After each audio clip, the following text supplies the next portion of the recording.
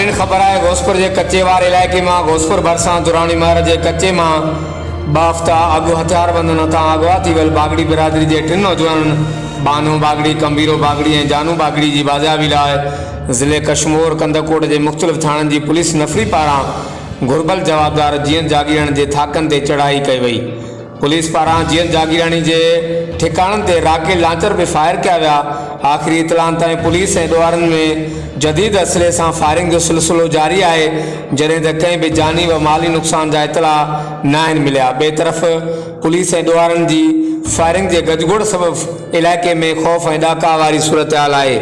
हर वक्त आगाहण लाइ ॾिसंदा रहो JDN वेब न्यूज़।